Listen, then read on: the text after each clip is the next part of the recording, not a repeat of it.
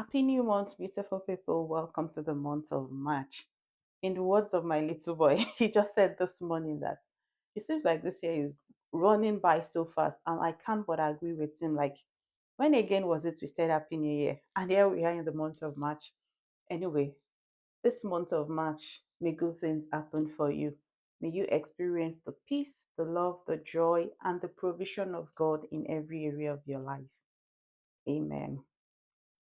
So last week I was scrolling through Instagram and I came across a post, and the poster asked a question that what is one thing you wish your parent did differently while raising you?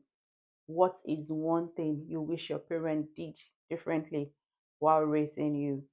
And because that is something I'm very passionate about, I packed on that post and I took my time to read through some of the comments just so I can see what people experiences are.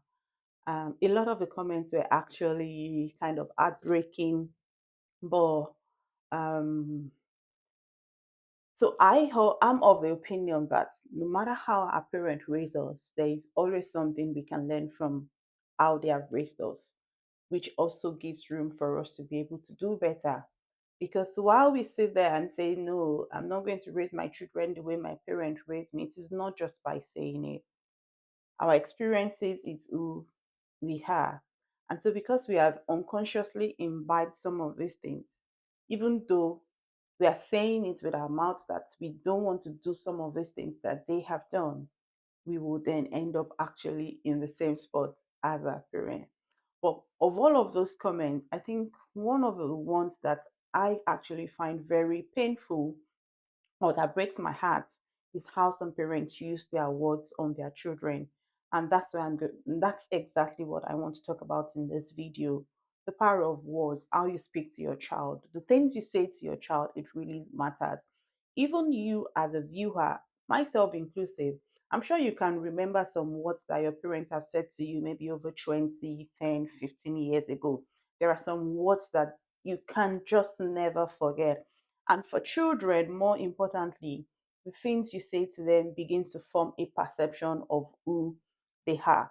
So while someone might be there, so one of the comments I saw on that post said, "My mom says I'm ugly." And I could almost go into that person's chat to say, "Are you really sure this is your mom? Or are you just telling us that for the gram's sake?" It doesn't even matter whether it was for the gram's sake or whatever. But the truth is, the words that we speak to our children. So the person that says, my mom says to me I'm ugly, and I grew up believing that, and it affected my confidence, my self-esteem. It is absolutely normal. I mean, what else do you expect? If from the home where the children are supposed to find the comfort is supposed to be their safe space, they get those kind of comments. How much more? So if someone says to them outside that they're ugly, it's just corroborating what their parents have said to them, and they can't even come home and say, "Oh, see what this person said to me," because that's exactly what we're telling them at home. That's why it's important for us as parents to bear in mind that the home front is where we need to do a lot of work with our children, such that when they go outside, whatever people say to them, it doesn't get into their head. But what you, the parents, say to them, it lives with them forever, for so long. So while before you say, "No, I don't curse my child, I don't use negative words on my child," have you ever said to your child that you're so lazy? Or you say to your child that boys don't cry or girls don't cry? Or you say to your child that, "Oh, because I say so." Or you say to your child that, "Oh, why can't you be like X, Y, and Z?" You see how innocently, how some of the things that we say innocently, or you say to your child that, "Oh, you're embarrassing me," or you say to your child like, "Oh, I'm disappointed in you." Of course, there are instances that you could probably say, maybe I'm disappointed in you for doing X, Y, and Z also. But you know, the point is we have to be really intentional with how we speak to our children. So instead of saying to your child that, "Why you're so lazy," or "Why can't you be like this," or "Why are you doing this?" we should be intentional with how we speak to our children. So if you feel that, "Oh, this child is acting in a way," I think what is always important thing is you need to want to find out what the root cause of that is. If a child is crying and you say to the child, why are you crying? Why are you always crying? You are invalidating the child's feeling. You're teaching the child that it's okay not to cry. It's okay to bottle their feelings. A lot of us now are saying men too deserve to cry. Men should also cry.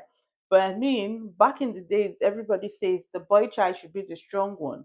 We don't want to see the boy child cry, but what we are telling them indirectly is okay for them to bottle their feelings. They are not allowed to express themselves.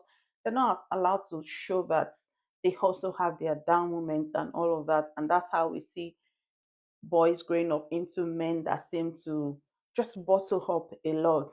The other thing is when you say to your child that you're lazy. There's a better way you could say that, don't you think? So it says, instead of saying to your child that you're lazy, you could say something like, oh, if you pay attention to this, you could do this better. Children can get distracted easily. And so maybe you've asked them to do something and they don't do it or they don't do it well. If you keep using the negative words, then they will never learn to do it.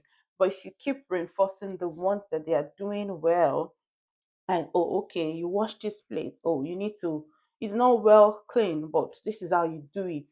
And you have to keep re-emphasizing what exactly you want them to see.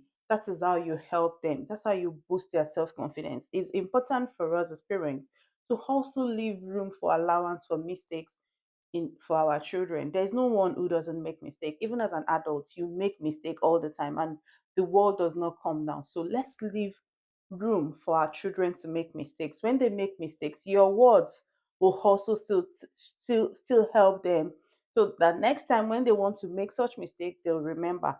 But that does not mean we have to go all out yelling at them or say or not expect them to make mistakes. They are human, I mean. So when your child makes a mistake, how do you respond? What do you say to them? You say to them that, oh yes, I know you didn't mean to do that. If a child breaks a plate, it's not that a child intentionally carries a plate and throws it on the floor. So you could say something to them like, oh, that was so painful. I mean, you've broken a plate. We have one less plate shut in the house, but you have to be careful next time. You want to explore to them the consequences of their action as well. So it's important for us as parents to please remember that our words is very important. It helps our children to build their self-confidence and their self-esteem. And the home front is where all of these things should happen for. So as we go on in our parenting journey, please remember to use your words wisely with your children.